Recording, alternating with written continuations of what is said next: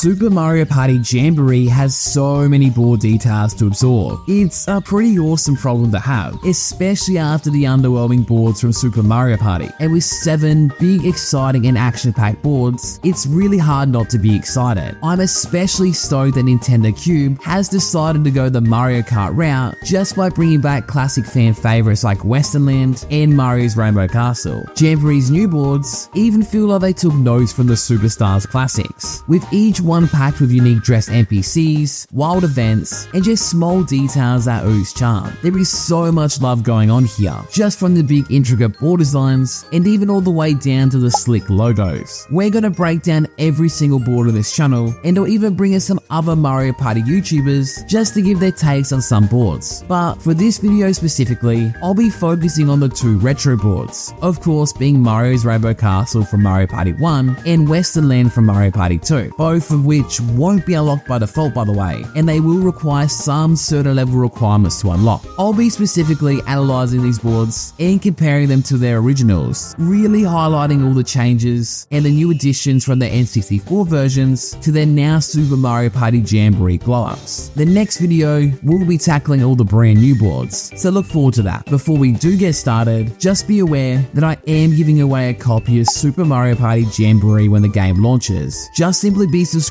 to be in the running for it, and you'll also get an extra entry if you are following on Twitter and are in the Swift Cafe Discord. Alright, let's go ahead and jump into it. Starting off, we of course have Mario's Rainbow Castle from Mario Party 1. Honestly, probably one of my top 3 favorite boards from that game, and it looks absolutely stunning in Jamboree. I can confidently say, if you loved it back in the original, you're probably gonna fall in love with it all over again. And that's of course thanks to the impressive updates it's receiving. Before we do dive into the specific changes, I think it's important to just appreciate what made this board so iconic in the first place, essentially analysing it from the start. Mario's Rainbow Castle is a classic star hunting board, and as per its naming convention, it's a castle that's set high up in the sky on some beautiful rainbow tinted clouds, just minus the rainbow, as that thing was stolen in the original. The board is honestly pretty straightforward and very linear. It only features 2 junctions, one on the left side and one on the right, and they both lead to the exact same destination. Only one path is slightly longer than the other. The main gimmick on this board is just in the board center.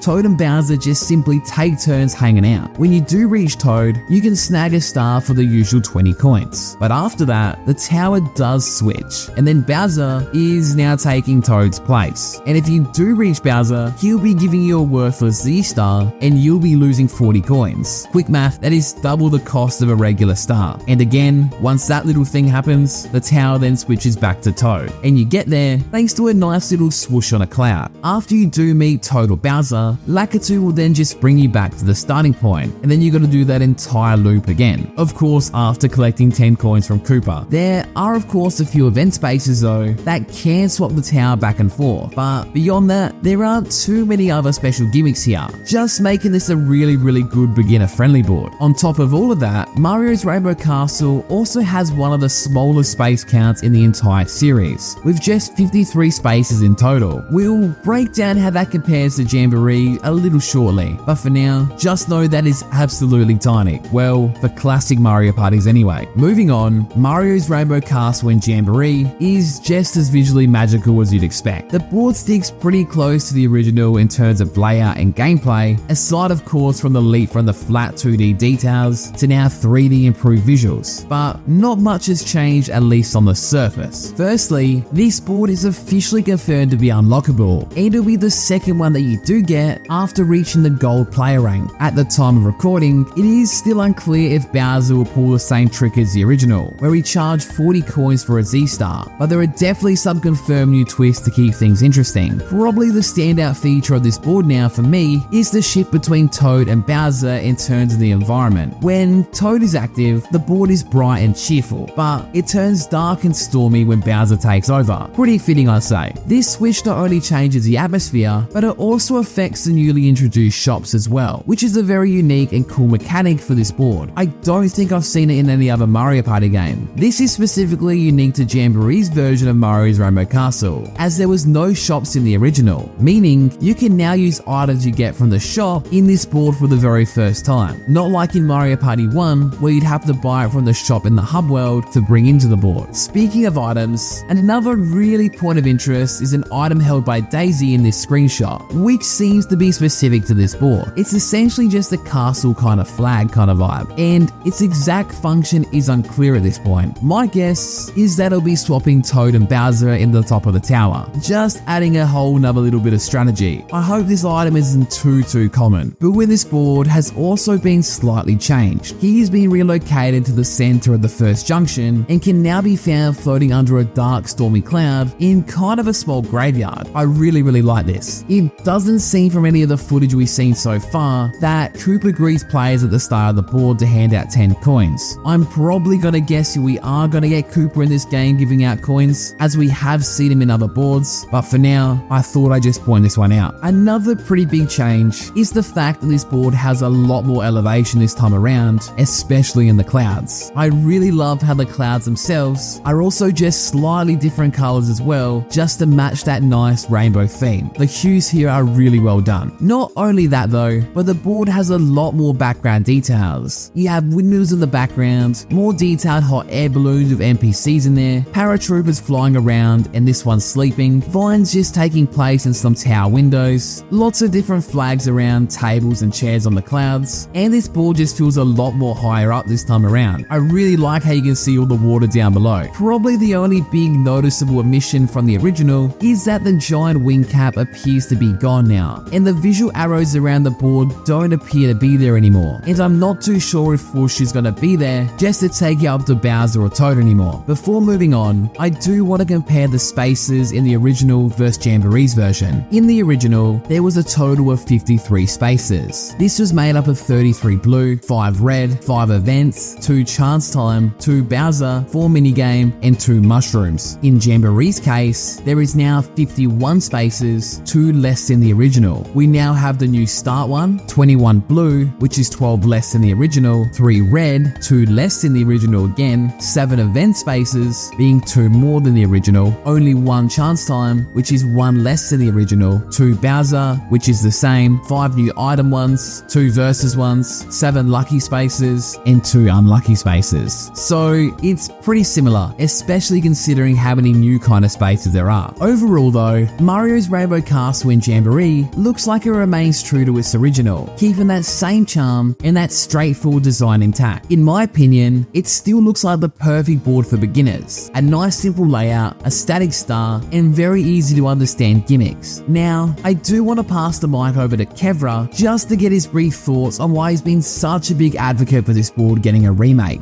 Thanks, SwiftJR, and he's completely right. I have been a giant advocate for this board to get remade. I mean, the whole reason I launched my YouTube channel was because I didn't want Superstars to be a one and done. I wanted more legacy content, and the board I wanted remade the most? Mario's Rainbow Castle. Aesthetically, it is one of the most unique boards. It's the one that you feel like you're actually walking among the clouds. Yeah, you got Rainbow Dream, but those are like floating structures on clouds. Airship Central, you got a lot of ships and everything. This is the one where you actually are like walking among the clouds. Music-wise, best board theme in the entire series. Now, of course, those things are just second fiddle compared to gameplay. In gameplay, I love this map. Yes, it's linear, but it's like walking a tightrope. You know, if you're feeling like it's too dangerous, you want to slow down. If you're feeling pretty good, you want to get to the end as fast as possible. And that's going to really be enhanced by adding items into the mix. Double, triple dice, gonna get you there faster. Creepy dice, you can slow yourself down, or you can slow everyone else down. And then custom dice, to be able to flip Bowser and Toad. I am so excited for this remake. Thanks, Kevra. It's extremely appreciated, my friend. Next up, we do of course have Mario Party 2's Western Land, which is another board that has made the leap from a flat 2D model to a now vibrant 3D environment in Jamboree. The Western aesthetics here remain as charming as ever, and while I haven't played it in Jamboree yet, this one seems impossible to screw up. Just from face value, this board looks as lively and detailed as it did back in the day. Western Land is just a phenomenal board. It's set in a desert with a classic Western western-style town, and it's all surrounded by towering desert mountains, cacti, I guess kind of an oasis, lots of bones, and just other iconic western aesthetics. The board's center is bustling with shops and farm animals, really adding to its lively atmosphere. The main gimmick on this board here is a train, named Steamer, and it runs along a gigantic track that just encircles the entire board. Scattered across the map are train stations, where players can actually hop on the steamer by paying 5 coins. The direction the train moves is decided by hitting a block. Toad's Head sends it forward,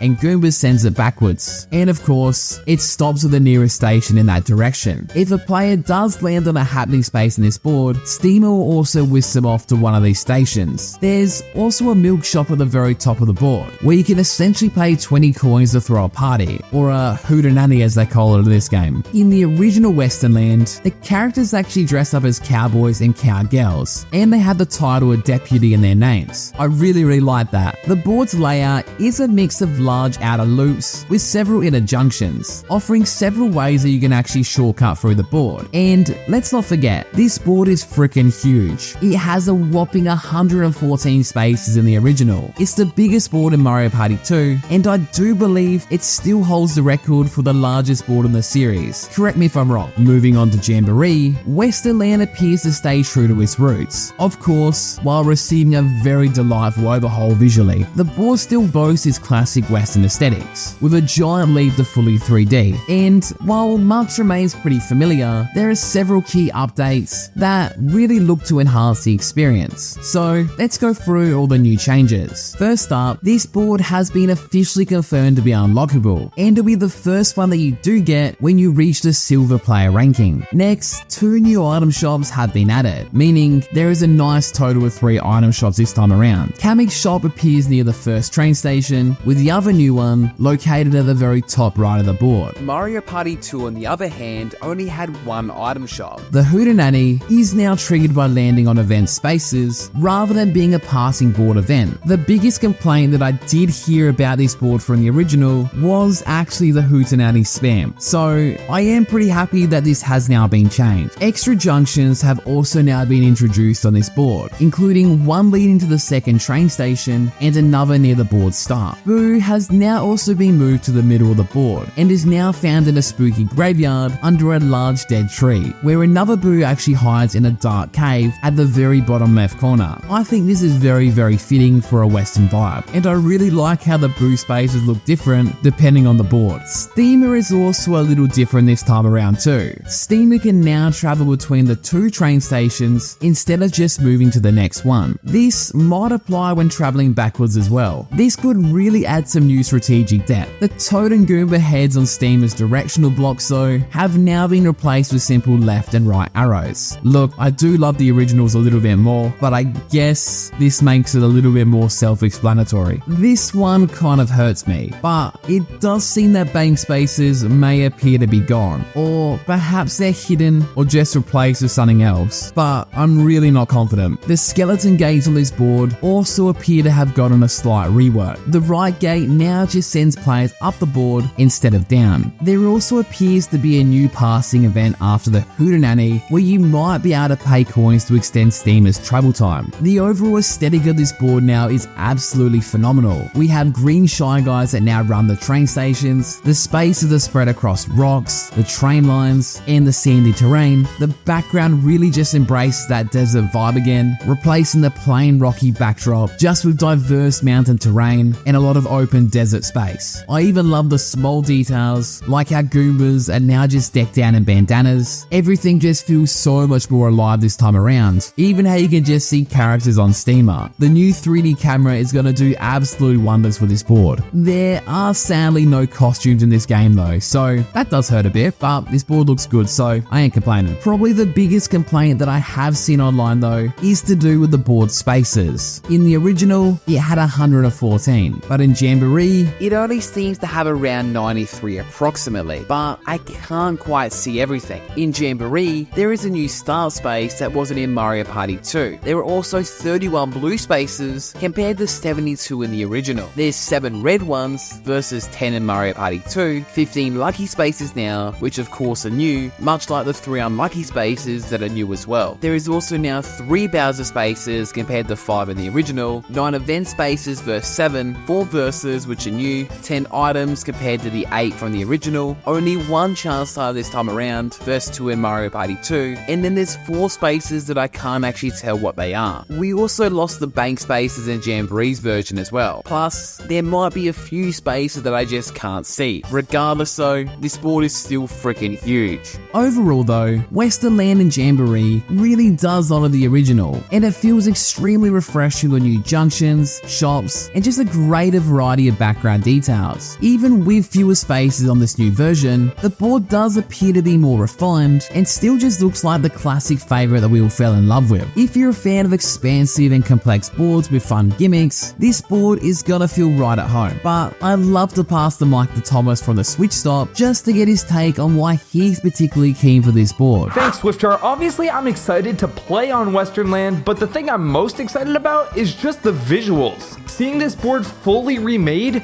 it looks so nice, from the tumbleweed slowly rolling along to the sign flapping in the wind. I mean, all you need to see is the upgrade that the Wiggler milk stand got. Going from this to this is absolutely insane. The camera is also so dynamic, like this is gameplay. You can see UI on this shot. It's not just for the trailer. We're finally seeing the original vision realized that they had all the way back making Mario Party 2 for the N64. Seeing this board in 3D and in HD, it just blows my mind. I'm so excited to play Western Land in Super Mario Party Jamboree.